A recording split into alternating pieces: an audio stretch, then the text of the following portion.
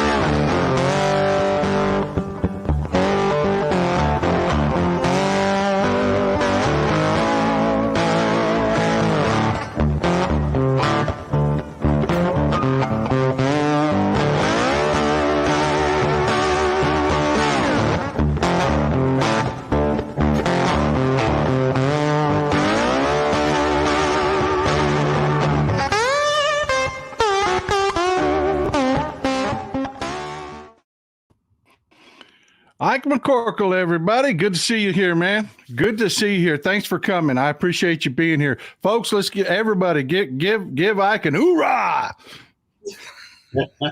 Well, hoorah. And hey, I appreciate you guys having me. Appreciate you having me on this morning, Texas, Paul. I can't tell you how much I appreciate it. It's really been the honor of my life running for the U.S. House of Representatives. A lot of y'all folks might not know this is going to be my third run. There's a little method to the madness, though. It took Adam Schiff three consecutive runs to flip an R+9, so a red district out in California, and get into Congress his first time around. And as you all know, he's turned out to be one of our best representatives serving on the Intelligence Committee, so on and so forth. So, yeah, I'm absolutely stoked to be here.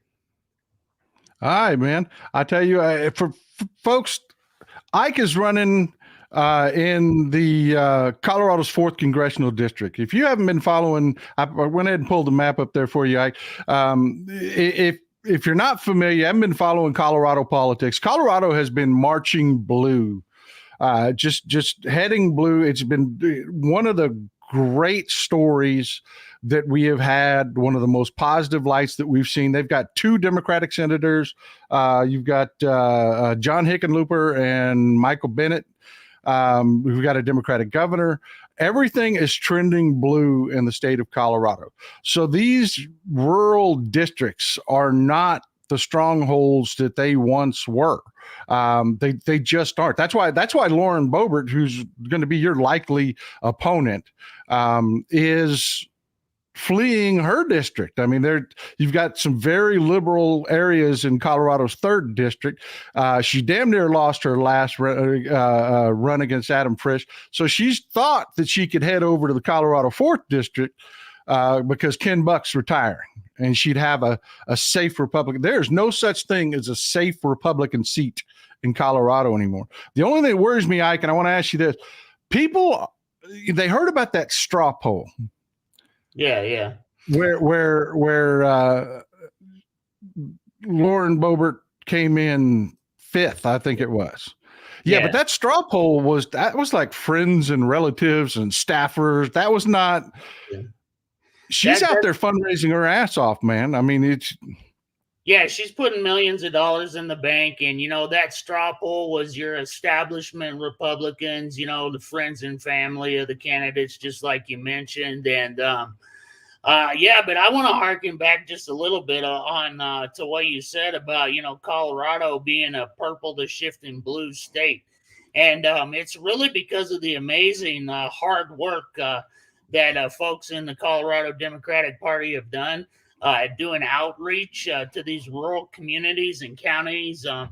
We really need to take a page out of Adam Frisch's playbook.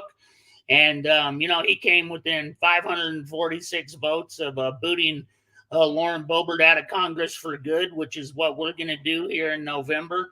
And the reason he was able to do that is because, he had a moderate message, and he went out and he campaigned to the constituencies in these small towns and these rural communities in these counties all across Colorado, and frankly all across America, that have really been left behind by corporate policy and by paid for politicians that seeking to line their own pockets instead of actually garnering investment into the industries and into the communities that they actually are running to serve. And that's what I think we need in office is politicians, a leadership that is dependable, that isn't paid off, that isn't bought and paid for by the corporate political action committee and committees and systems that line our bank accounts and our campaign coffers. I think we need to get back to, individuals that we can trust that are honest. Peter Campbell says, thanks for your service and Semper Fi. Hoorah, Semper Fi. I'm really proud, of the work that we've done. Like I mentioned, I've been the Democratic candidate for the last 2 cycles running. I got Governor Polis's endorsement among many others. And, the truth of it is like you mentioned, Lauren is putting hundreds of thousands and millions in the bank. And the only campaign that's keeping up with Lauren is ours. And it's because of the work that we've done, building lists of donors and supporters and grassroots supporters all over the country for the last 2 cycles. And, I was campaigning even before that for the Democratic candidate out here in the 4th Congressional District, Karen McCormick, before I ever ran for Congress. And I campaigned my tail off for Jason Crow up in CD6, and we got him in and got Mike Kaufman out.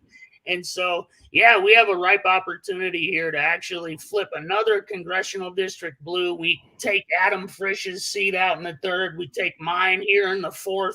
And then we're 2 seats towards retaking a U.S. House majority, which, I don't have to tell you all, is pretty critical for our democracy, for women's rights, for addressing the environmental crisis, among many other things. Well, let me ask you, man. You're talking about some very serious issues, but there's one thing that we've got to get straight here. You haven't been going to Beetlejuice or anything like that, have you? Hey, I was a fan of the movie Beetlejuice as a kid, but the antics that were going on in that theater are not those that we need a congressional representative engaged in. I think we need a strong, moderate voice that's going to actually serve the will and interest of the people in our district to make sure that we uphold the values that we all care about and that we all believe in. Well, that's why I brought that. I know that was cheap shot, but I don't care. That's why I brought that video up, though. I'll be honest. Look, you're a deeply rural district. If you named off the towns in your district, most people that don't live in Colorado wouldn't recognize them. They wouldn't. Vail is not in your district. You know what I'm saying? Denver's not in your district. It's a very deeply rural district, which tells me you've been represented by Republicans, tells me you've lost hospitals. Yeah, Am I right? Oh, 100%. VA hospitals and regular, civilian hospitals and infrastructure. And that's one of the biggest issues out there in rural Colorado, access to healthcare, whether it's the veteran community having lost a VA hospital, out there in Bent, Colorado, or whether it's the, veteran community up in Morgan County that doesn't have the mobile VA clinics funded that used to serve that area and community, or whether it's the civilian community with lack of access to doctors and healthcare facilities. We really need to talk about policies and programs that will actually, supplement a doctor's income for going out and serving in these rural communities. We need to create programs where there are actually mobile clinics that can go out there so that the elderly and so that the veteran community and the rural communities in Colorado have access to the health care that they need. Absolutely. And that was the whole point of that was, we're at a time when we have very serious issues ahead of us. We do. We have very, very serious issues ahead of us. Losing access to hospitals for veterans, losing access to hospitals for civilians, that is a big deal. That is a life changer. Our democracy, you're going to be running against a person that's more than happy to just turn our democracy over. Just that's it. We've got a king now. We're done. These are very serious issues, and you're running against someone who is not a serious person. She's not. She's a walking clown show. And she is going to be their nominee because that's where the Republican Party is. Nikki Haley yesterday got trounced in the Nevada primary by none of the above. Yep. Because the Republican Party is Trump. Yep. That's what they've become. And we need people that and I'm going to a question on this, man. Stick with me. We don't need showboats in Congress. We need workhorses. We need people that understand it ain't pretty making the sausage. Like this border bill we got coming up. When Democrats read that border bill, they're like, what? But that is how democracy works. Yep. You get something, I get something, we get it done. That's the kind of leadership we're looking for. And I'm thinking your background makes you uniquely qualified to understand we're a team. Country first. I would like to think so. In the Marine Corps, you don't get to pick your staff. You don't get to pick and choose, who your family is. And the difference is with family and in the Marine Corps and your staff is that in the Marine Corps, you absolutely have to work with these individuals and you have to learn how to freaking figure out an in-state solution that the team agrees on and a way and means of getting there. And I think, that's what we're, excuse me, that's what we're really missing in Congress is leadership that will examine, thoroughly ways and means and of getting to in-state objectives that actually both parties agree on. And the key there is the key factor is compromise. And it's what you were alluding to. And unfortunately, we don't have leadership in Congress that is serious. And, we don't have leadership in Congress, especially not, in Lauren Boebert, that it truly, exposes patriotism. And we just need to get the, crazy people, for lack of better words, these mega diehards out of the U.S. Congress. It's really critical for us to do this. The truth and justice, those are the things that need to be the foundation of our representative democracy. And we need leadership in Congress that we can trust that are going to expose those values. I think I'm that person. I do think that, I'm uniquely qualified to go in there and to work with all of my colleagues, left, right, and in the middle, red, white, and blue, and find solution sets and make progress, whether it's the Bipartisan Safer Communities Act, whether it's the Bipartisan Infrastructure Bill, whether it's the CHIPS Act that's brought millions of advanced manufacturing jobs back to the United States. Those are the compromises we need to be having.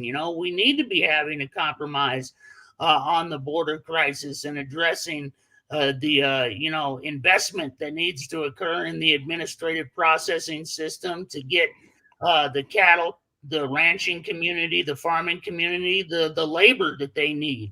And so there's a lot of progress that needs to be made, and it's got to be made in a bipartisan fashion. We've got to have leadership in place that's willing to compromise and willing to get bills passed and stop the dysfunctional idiocy, for lack of a better term, that continues to plague our Congress. Yeah, spot on, right on the money. That's the kind of stuff that I want to that I want to hear. Agriculture is a huge part of your district. It's going to be cattle ranching. I mean,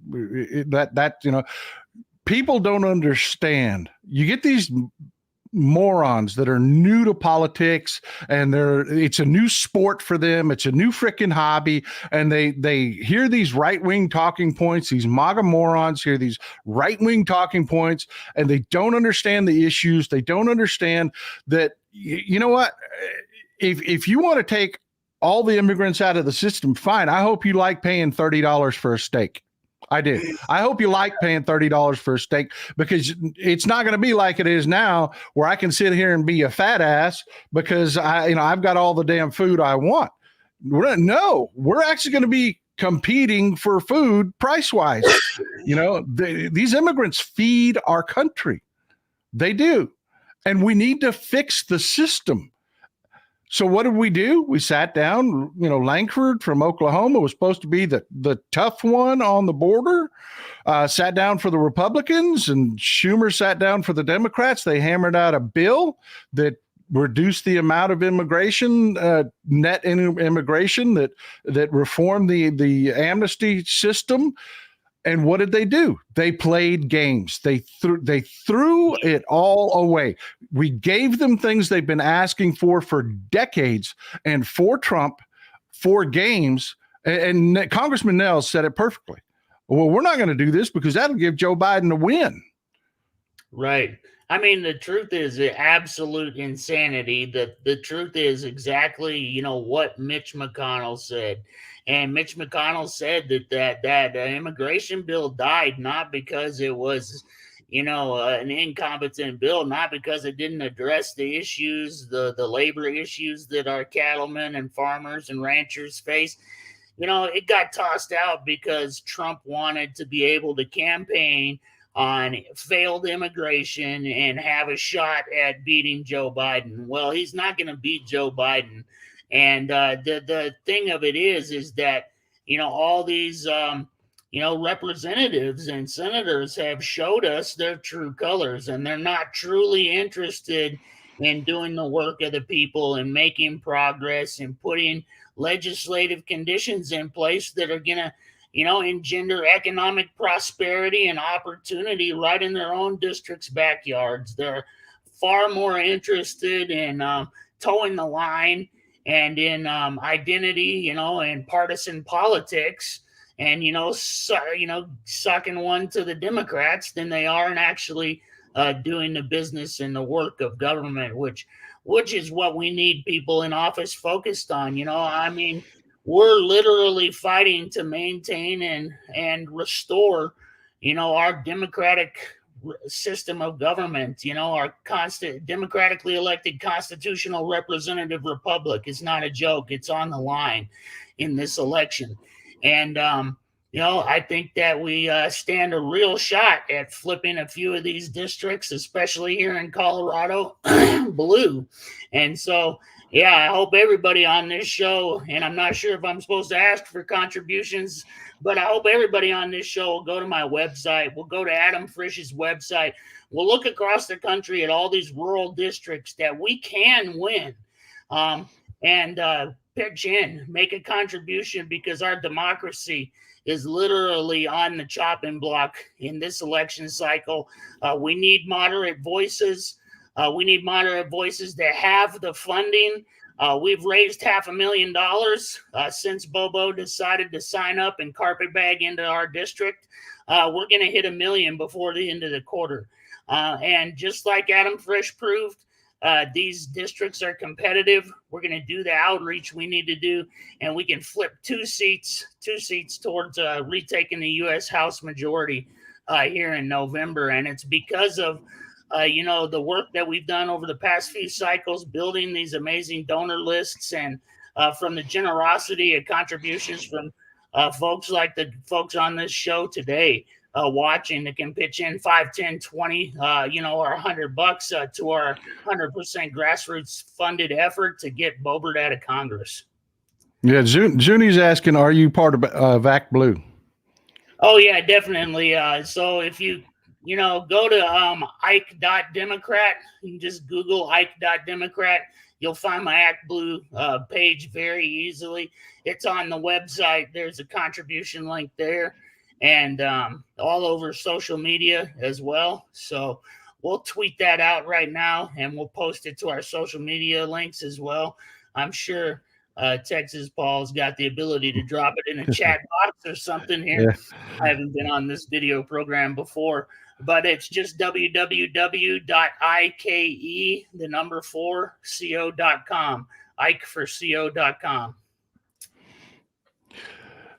Martha Salinas, I told you while we're talking, they're going to have parallel conversations in the post, man. They're like, make sure he knows Richard Ojeda. Make sure he knows about turn left. I'm telling you, they're pulling for you, man. They're pulling for you.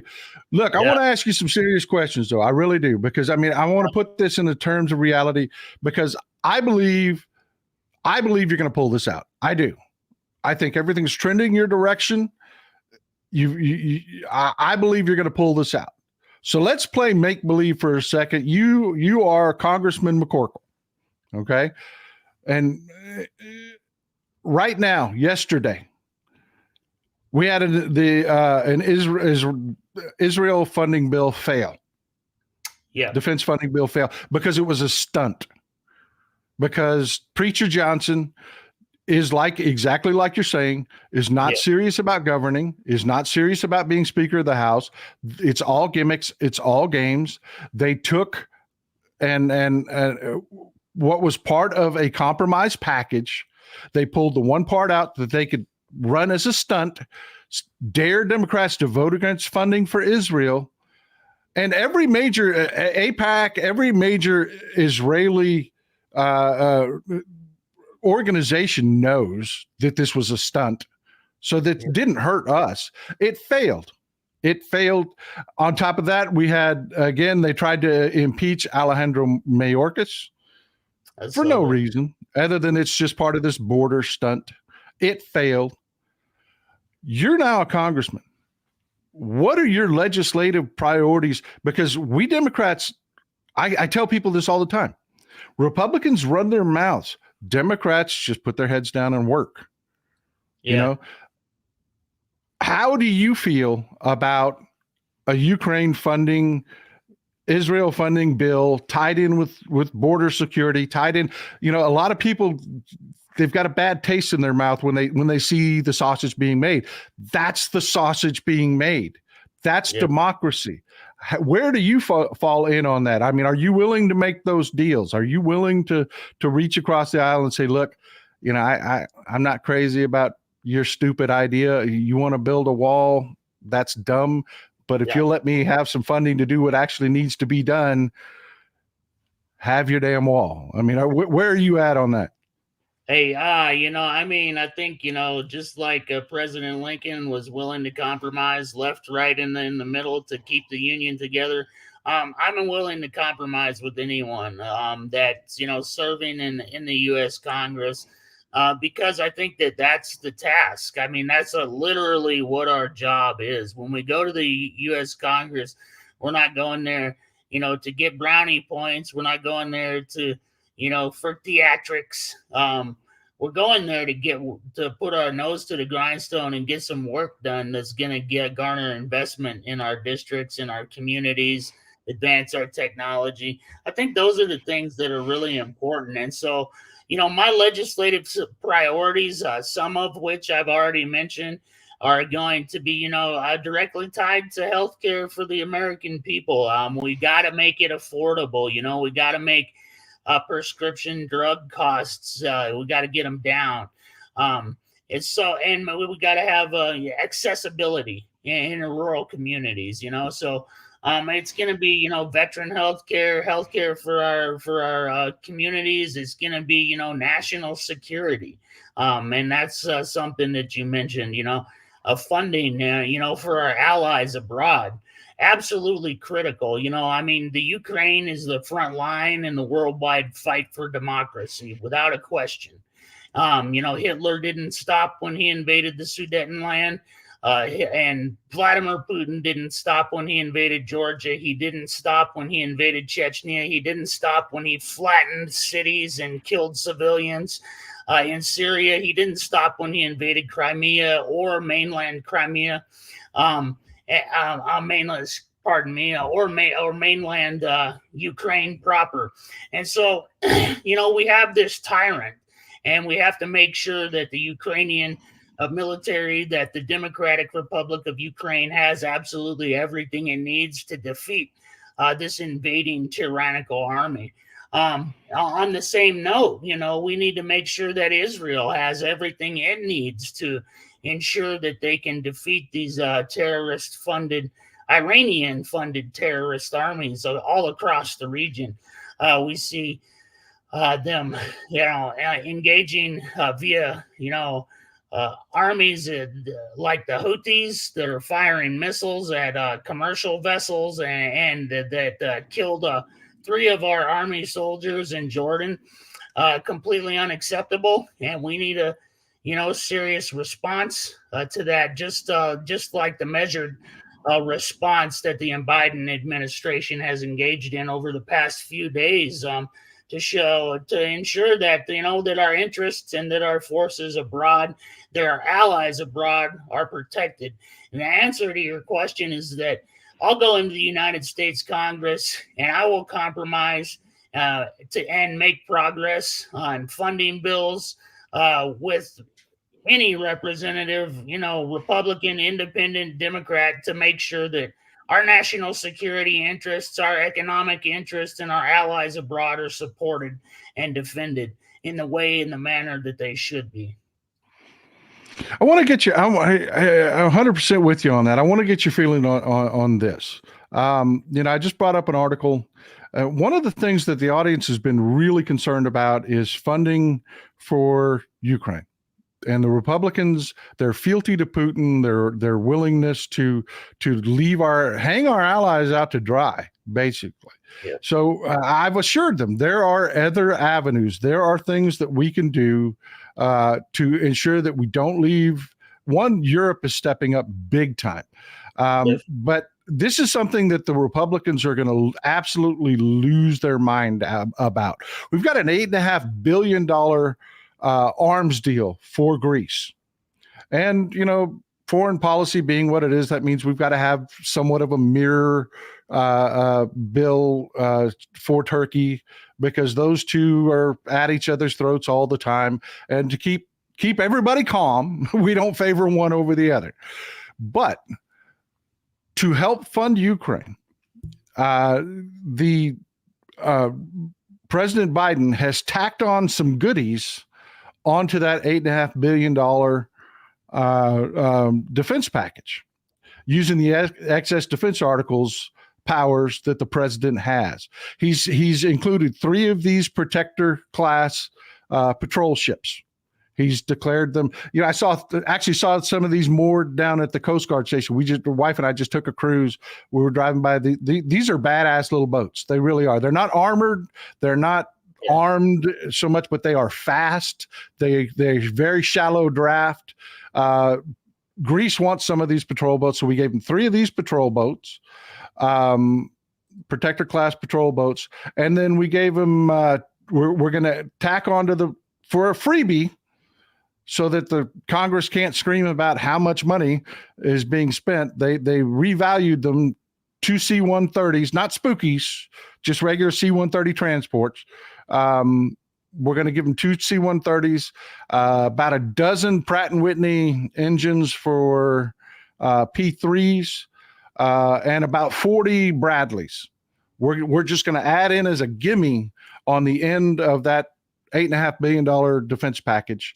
In turn, Greece is going to donate to Ukraine S-300s and a lot of their old Soviet armaments for Ukraine to have. Now, I get there's a lot of purists out there. They're like, okay, you can't do that. The president can't act unilaterally, but there is wiggle room in there. And I'm good with it. I am. I'm all for accountability, but where are you on this? This is taking hardware and saying, okay, this is excess now. It's free. Here you go, Greece. And Greece is saying, oh, thank you. And by the way, Ukraine, you can have this. No, I mean, I don't see anything wrong with that, whether it's shifting, old armaments from Eastern European countries or, from Greece to Ukraine. I don't see anything wrong with that. In fact, I would go one step further and say, some of that new equipment should be getting pushed into Ukraine as well. But I mean, I do think we need to give Ukraine, the type of armaments it needs to actually, break up those entrenched defenses that they're running into. And that means that we need to provide them with F-16 fighter craft and the type of munitions that can actually break up bunker type defenses like those that they're facing in the fight against the Russian Federation. But I mean, I think that all equipment deals like this, they're not only good, for Ukraine, they're good for the economy more broadly speaking. So, I mean, they're good for the economy in Greece, they're good for the economy in Ukraine and Europe. So, I mean, it's just a win-win, when we provide our allies with the types of arms and equipment that they need to defeat, tyrannical invading forces like those that are invading Ukraine. I think that that's a net plus for us. It assists our national security and it boosts the economy locally there in Greece. So yeah, I think it's just a win-win. I'm telling you, I have been incredibly impressed. I was a Pete Buttigieg guy. I always tell people this story.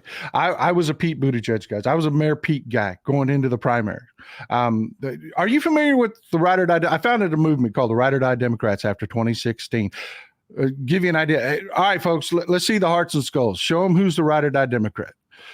What it means to be a Ride or Die Democrat is this. Okay, we're a true Big Tent. We really are. We're not Republicans. We don't goose step. We don't.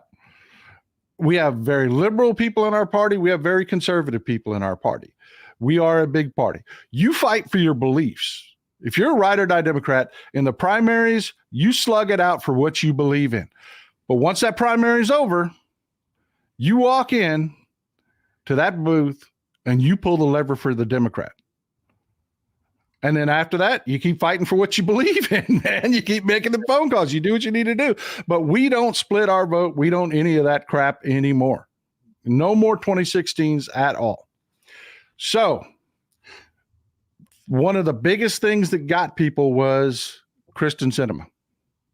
And I know you're a Democrat. I know you're a longtime Democrat.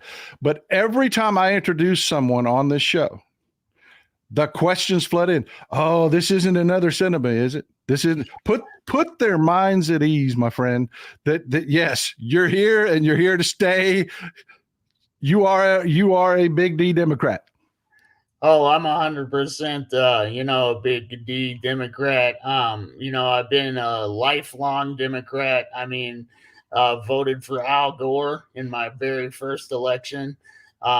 There's absolutely, no chance whatsoever of me, somehow transitioning into, the Republican side of the House. I believe, staunchly and completely in the 99% of the friggin' positions of the Democratic Party. I was raised by a tough single mom. When I was 2 years old, my parents divorced and my mom was left with a bankrupt convenience store. We were on food stamps, welfare, free meals at school, and WIC, and then, fast forward to when I was a sergeant in the Marine Corps. My kids were on WIC as well, women, infants, and children, supplemental, supplements for, nutritional supplement for the kids, and not supplements, but just to provide revenue for food for families that need it. That's what the Women, Infants, and Children program, the WIC program, does. And so, I'm staunchly pro 100% Democrat. You have nothing to worry about with respect to me, changing my position or policy position or votes. And when push comes to shove, Ike's vote's going to be on the right side of the aisle 100% of the time. You can rest assured. Asborn Knutson here says you got to bring Ike McCorkle back. This is a very enlightening, entertaining, Big D Democrats rule. We have a huge European audience here, man. Mr. Knutson here is in Norway. Nice. And they tune in the middle of the night to come hang out with us, brew their coffee like the rest of us coffee potheads and get together, man. I'm telling you are reaching a true international audience here. There are folks in Canada. There are folks from Mexico. There's folks from it. I'm telling you, I love doing this show, man. I love doing this show. Yeah. Facebook user says, thanks for your service. And that's actually his screen name. He's messing with our heads. He's a long time. He's not just some arbitrary Facebook user. That's actually his screen name. I want to throw a hard one at you, Ike. I do, because this is one I don't back down from. That's a gun cabinet behind me, bud. Yeah. I don't hide the fact I like guns. I do. Yep. I like to shoot. I like to hunt. It's who I am. But that being said, I know something's got to be done. I want to introduce you to somebody. This is Paul Fay. I don't know. I'm sure you haven't heard about this. This just happened. This is Paul Fay. Paul Fay just got arrested for the charge that they arrested him on was selling a suppressor with an unlicensed suppressor. But the reason they arrested him, they were actually watching him. And this guy's a nutter, man. He's a real nutter. He's got a TikTok that is just full of shit that will just melt your soul, man. He is one of those people that believes all the conspiracy theories. This is a guy, he's got 2 to 3 years salary tied up in his guns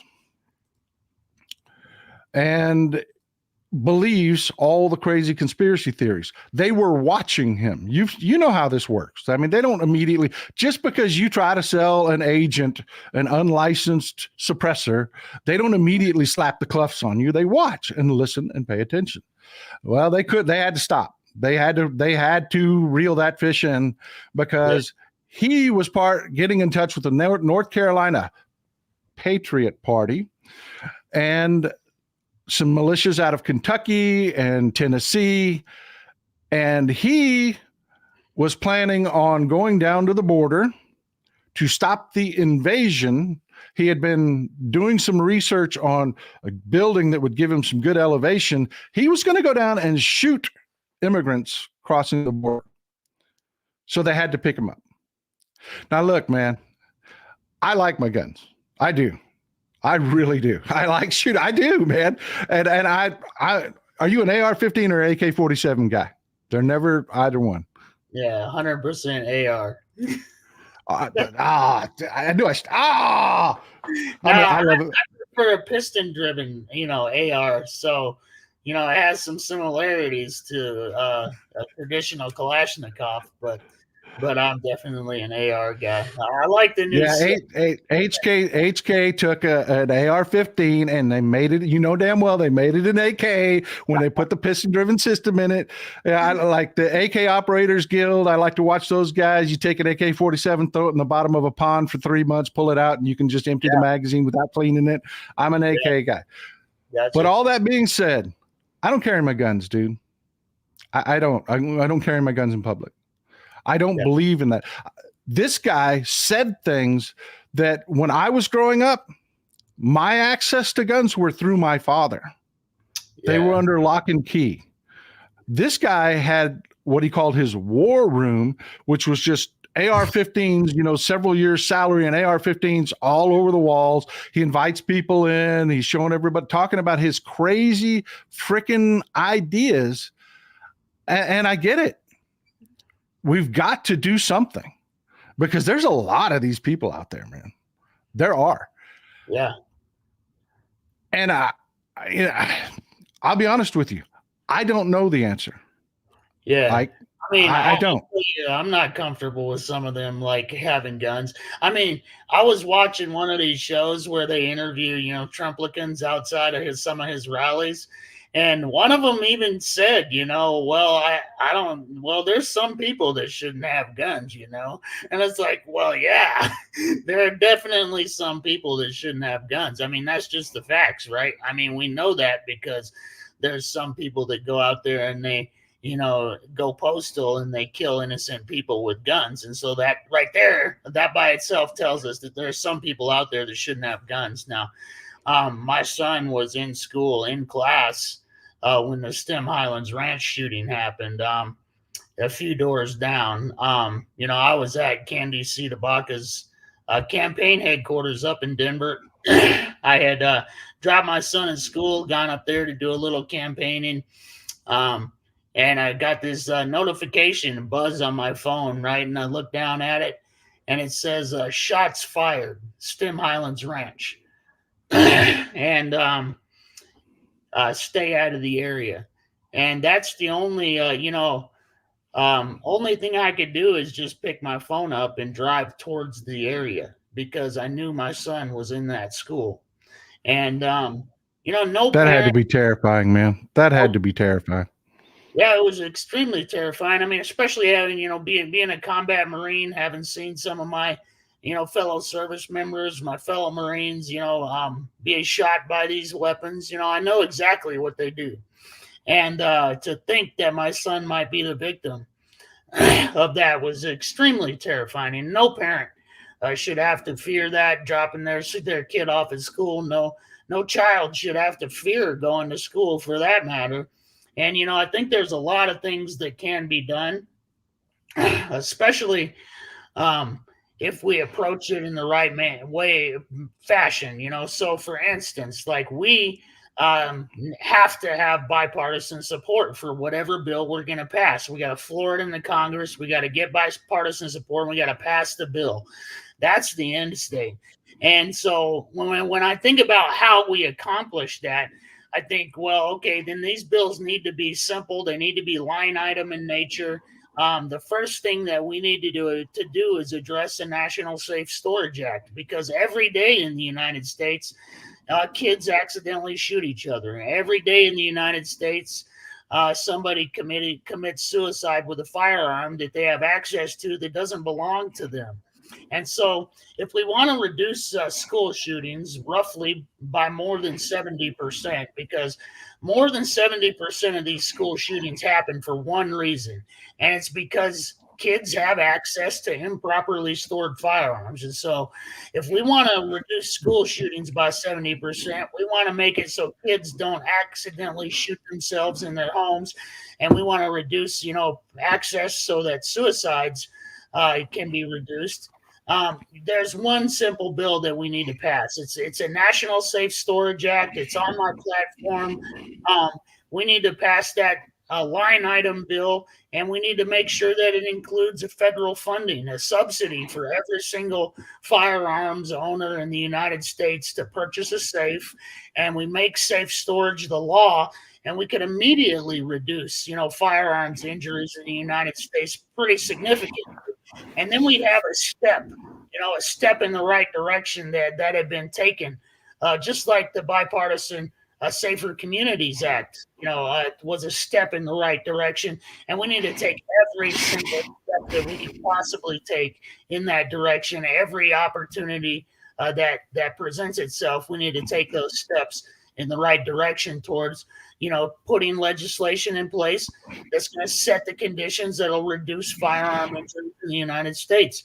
And it's pretty simple stuff, really. It's exactly what the military does already. And so it's not rocket science. I didn't figure this out. Like, we did it in the Marine Corps because Marines accidentally shoot each other. That's the truth. I mean, when you got done on your patrol, you went back and you took your M4 to the switch, right? I mean, you didn't just. Yeah. Well, look, here's my thing, and I catch hell from this, but it's where I'm at, and everybody's different. I know some good people. I do. That I don't give a damn if those people had Abrams tanks. I wouldn't care. They've got the land. They've got the room. They care about their fellow Americans. They wouldn't want anybody getting hurt. these are the kind of people. I don't care, man. I don't care what you own. I don't. In fact, my hearing, I lost my hearing due to competitive shooting. But you remember the little foam inserts that everybody told us that didn't do shit? I lost my hearing. All right. I think suppressors should be mandatory for anybody. If you got anybody under the age of 18, you're taking shooting, you should have to have a suppressor on that weapon to protect their hearing. Okay. There's a lot of things I'm different about than other people, but I absolutely believe somebody like Paul Fay, we've got to have a system. This guy is all over TikTok. He is all over his social media with the craziest shit. I don't know about you, man, but if I'd have said any of this shit, like, we would need to have a civil war. When I was growing up, the gun ranges were run by veterans, World War II and Korean War veterans. They would have kicked your ass out of that range and told you never come back. Never. And I think that's a big part of what's missing is just people don't speak up like they used to. I mean, if you saw somebody being unsafe with a gun back when I was shooting competitively, you'd get your ass eaten out by 10 different people that weren't even your daddy. You know what I mean? And it's like today, Jennifer Crumley just got convicted yesterday for being one of the worst parents on the face of the planet. She's got a kid that is having he's posting videos of himself torturing small animals. He's telling her directly he's having emotional problems. So for Christmas, she bought him a cig. Yeah. It's what? Literally mind-boggling. I don't know. And I mean, some liability, I think, liability laws are not, outside the spectrum of something that we should be considering. I mean, I think if we have a firearm, it's improperly stored, and a kid gets a hold of it, and something bad happens, you are responsible as a responsible gun owner. And so, along with a storage act, and along with a subsidy for safe, so that every owner can safely store their firearms, why not have a liability penalty in place, just like a traffic ticket? If you go speed, you got to pay the ticket. And I got an idea. How about we just quit talking about Second Amendment solutions? Why don't we quit talking about shooting our fellow Americans? Because, quit telling people that one of the freest countries on earth, one of the safest countries on earth, crime is plummeting. One of the safest countries on earth, with the economy that's leading the world, is somehow in extreme danger, and you must arm yourself and defend your nation. How about we just stop all that shit? You know what I mean? Let's quit saying stupid shit. What do you think? I mean, do you think that'd make a difference if we just quit telling vulnerable people that they're in danger and they need, I mean, it's just stuff. I hear stuff, man, and it's like, I cannot believe the shit I hear, man. Yeah. I can't believe that any responsible American would ever state that, that harming another American was an acceptable course of action, really for any reason.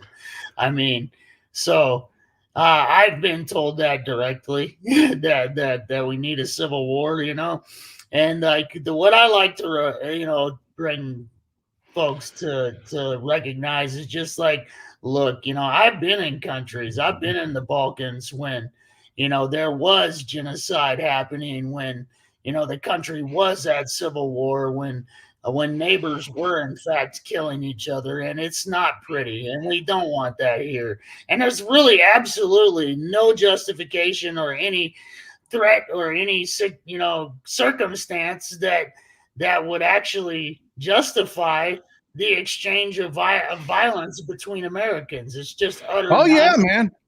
Here comes old Texas Paul with his health care and his crazy ass ideas of just letting people live their lives. I mean, shit. Anyway, get your AR-15, brother. Here he comes. You know, I mean, come on, man. Come on. Yeah. The stuff these people are saying, oh, we got an invasion at the border. We got an invasion at the border. Dude, go to the border. I loved it. Did you see the videos that Midas Touch put out? I loved it, man. They're like, well, we came down here to the border, and it wasn't what we expected. We were told there was an invasion, and we didn't see an invasion. You know, well, duh. They take pictures of like Mardi Gras and they put them up as if their invasion's happening. It's like, that makes no sense. Oh, yeah. I mean, the truth is, like, I mean, we do need a surge in administrative funding, you know, to our borders so that we can process, you know, folks and have them come in a legal fashion. And, like, when I talk to farmers and ranchers out in rural Colorado, what they want is, like, more permanent status and work visas for the labor community that they need to, you know, harvest their crops and friggin' process their cattle. And so, yeah, it's complete farce. You know, that labor force is sitting right down there on our border. We just need to, you know, push funding in administrative capacity down there to bring folks in and give them, you know, work visas and have them engage and pay taxes and, you know, be part of the economy. Farmers all across the South, man, had crops this year rot in the fields. There are tarps all over Florida, blue tarps on roofs all over Florida because the construction industry can't get the workers that they need. And it's not a matter of taking somebody else's job. It's there ain't nobody there to do the damn job. Exactly. And what we Democrats are trying. Back me up. I tell the audience this all the time. What do we Democrats want? We want to fix the border. We want technology. We want thumbprint and retinal scans so that if you are a guy that's got a work permit and you want to come across the border and do your job and, you know, that we want you to do, you just walk up and done. Through. I mean, it's not a 10-hour damn process to get somebody across the damn border that we want here. I mean, satellites, wall. You tell me, man, when you were in combat, would you rather have like a wall or a satellite? What's more effective if you're really trying to control an area? Do you want the intelligence? Do you want to be able to see them coming? Or do you want like a 1300s era wall? I mean, right.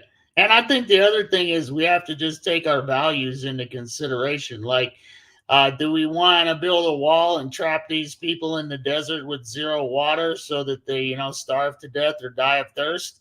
Or do we want to, you know, just, you know, surge some administrative funding, then processing capacity down there and treat these folks humanely?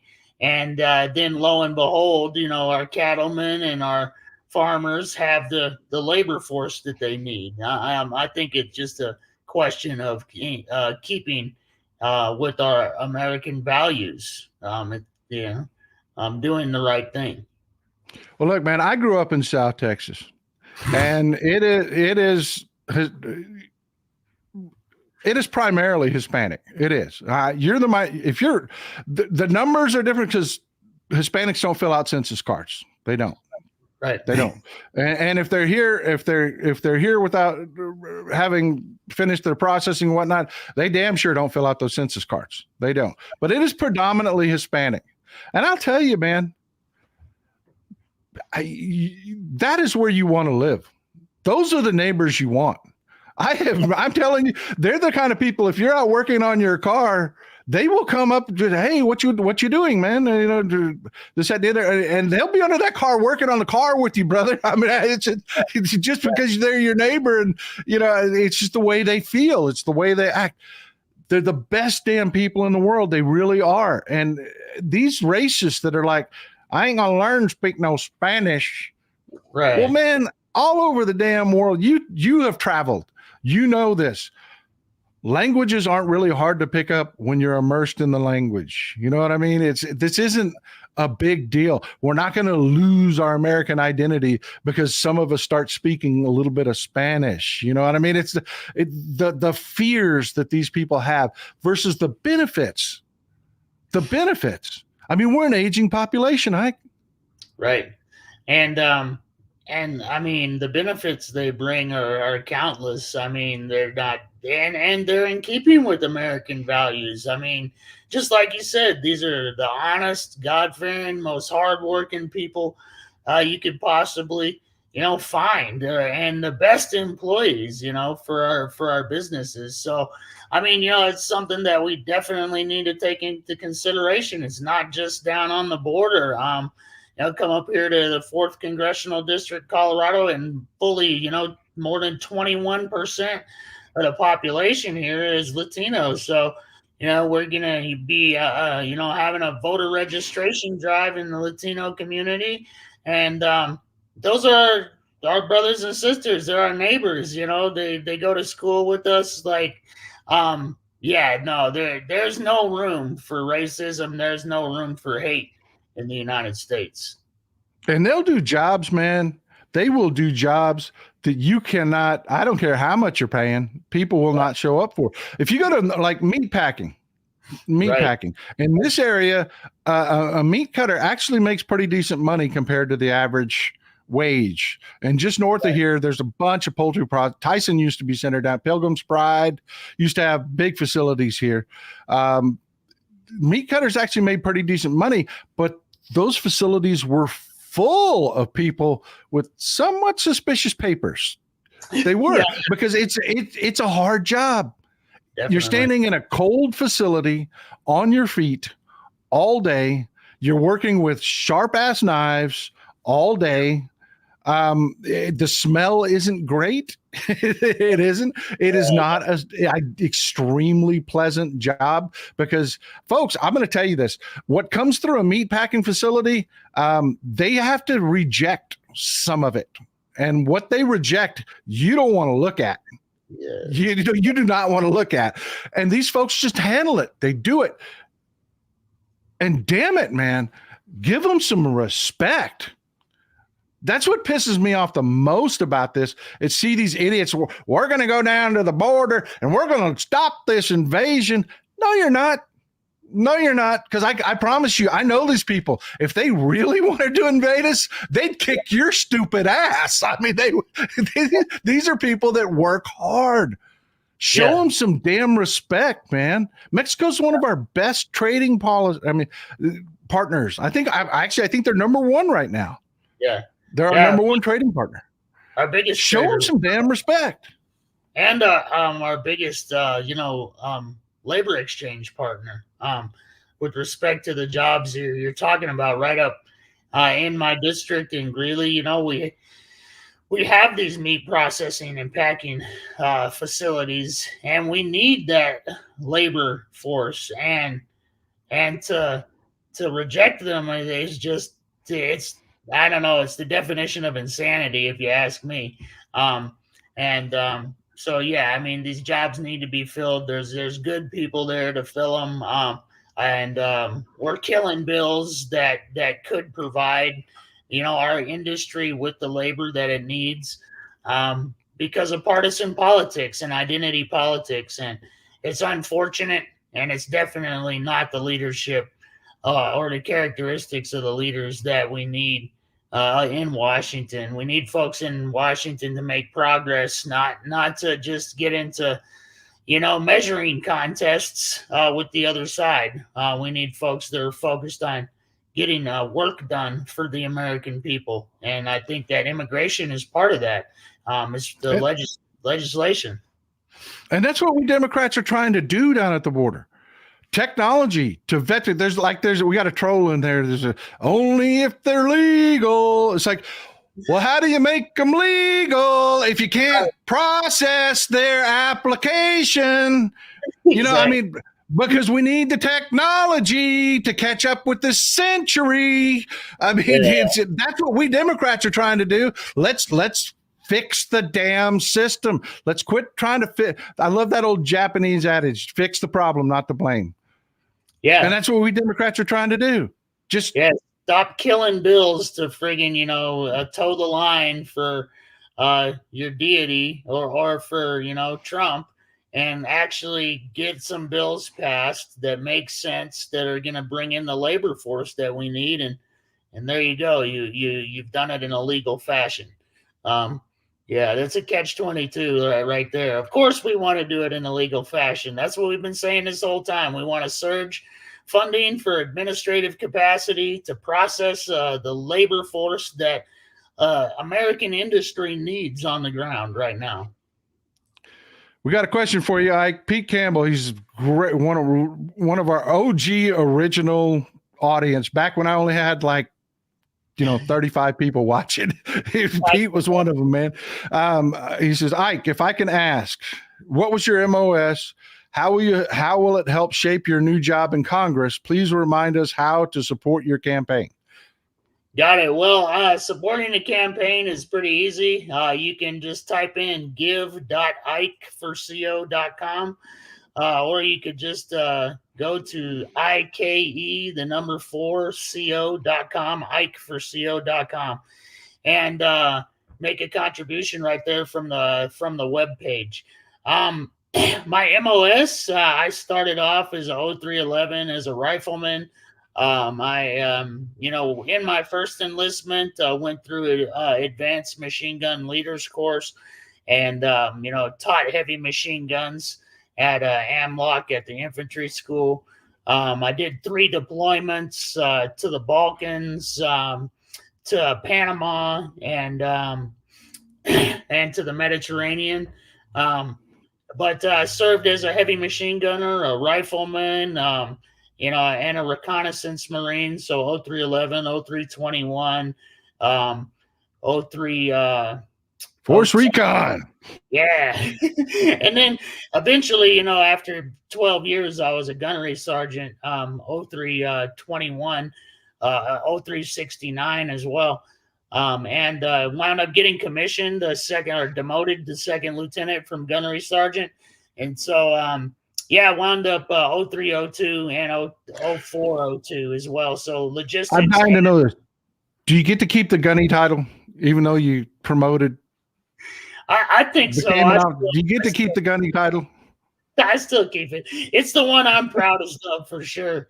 But yeah, the way that I think that maybe not necessarily my MOS will help me out, but the general leadership lessons I learned in the Marine Corps have already helped me immensely navigating the political process, and will of course help me be able to, engage and effectively engage across the aisle with my Republican colleagues to actually get bills done, like a National Safe Storage Act. Now, I think I'm uniquely qualified to engage on the discussion, and in the discussion of, what ways and means we can get in place to reduce gun violence in the United States, because I'm a small arms expert, firearms enthusiast, a small arms instructor, foreign weapons instructor, advanced heavy machine gun instructor. And, I think I can speak with authority on the issue and on the conditions that we need to put in place to effectively and immediately reduce gun violence in the United States. And I think that that's the issue that having been a Marine and been a Marine infantryman for 20 years has set me up to argue and to legislate for the American people. And I want to share something with the audience there. You actually have a Purple Heart, and I want to say a thank you, because you've sat here and you've talked to us for an hour, and I know that ain't easy, man. Because your injury, you are dealing with some stuff. That's why you got that gunny highway. You got that. I use that with the ladies, don't you? I sound pretty good now. But like you mentioned, I have a paralyzed vocal cord from from injuries, complications from injuries and surgeries I received. And, I mean, I have a Purple Heart. I was hit by a hand grenade back in 2003 in the initial invasion of Iraq. I was hurt even worse in a complex ambush in a Hummer rollover in 2005, where I got some neck injuries. And yeah, I wound up having surgeries due to those neck injuries, which paralyzed my vocal cord and make me sound like a croaking chicken on occasion. but yeah, I wanted the folks to know that we're listening. I wanted the folks to know that we're listening. That I mean, you came out here, you busted ass. I mean, every once in a while you had to stop and cough, this, that, and the other. That's balls, man. That is balls. I mean, you just get it done. And that's what I love about you, man. I want to say one thing though. I do not see an I like Ike sign or button or anything anywhere in the background. If you are not running with I like Ike buttons, you are just committing political mal. There you go. There it is. There it is. I want an I like Ike button. I want something to put in my background here, man. I do. I'm gonna get hold of Randy, get him to mail me an I like Ike button. Yeah. Here we go. When's your primary, bud? There it is. There it is. Yeah. When's your primary, man? When's your primary? Primary is June 28th. That's my birthday. So it's awesome. A good omen. Can I ask you to promise me something? When you nail it down, come back. Oh, yeah, I definitely will. I appreciate you, man. You have been with us for more than an hour. I'm truly grateful. I am truly grateful. We're out of time. I got to call it, my friend. It was a blast talking to you. It was a lot of fun. Hey, the pleasure's mine. Thank you so much for having me. I can't tell you guys how much I appreciate it. Don't forget to go to www.ikeforco.com. Make a generous contribution and help us kick Lauren Boebert out of Congress for good. Thank you all. God bless. Brother, let me tell you something. If she wins another race, we got to pay her a damn retirement. We are not letting that happen. Not letting that happen. Yeah. I don't want the same United States Treasury paying her a retirement that pays me, a combat veteran, a retirement. So let's get her out of there. Amen, brother. Amen. It's been good talking to you. Promise me you're going to come back. Hey, you got it. You can count on it. All right, man. Have my word. All right, you take care. I got to wrap this up, my friend. All right, peace. Thanks. That was good, man. I enjoyed the hell out of that conversation. I like that guy. I really do. You never know until you get to sit down with somebody and talk to him, and you can just get a feel for him. That's a good man right there. I'm looking forward to doing a lot of work for him over this next year to get him elected. Folks, I appreciate you. You were a great audience. You were everything every time I've got a guest coming on, one of the things that I tell them is how great our audience is. The questions were amazing. Super well done, guys. Super well done. I, as always, love doing it. We ran a little long, so the question and answer portion, we had to cut that off, which you've been here long enough to know that happens too damn often. We will get it on Friday. I promise. We're going to have Dr. Rachel Bitterkoffer here on Friday. Really looking forward to that. She's got a new book coming out with some great strategies for the next election. An entire book on how to stick it to the Republicans, man. Looking forward to that conversation. As always, it was wonderful to see you folks. Y'all have a great day. It's Wednesday. We made it. Hump day. See you Friday.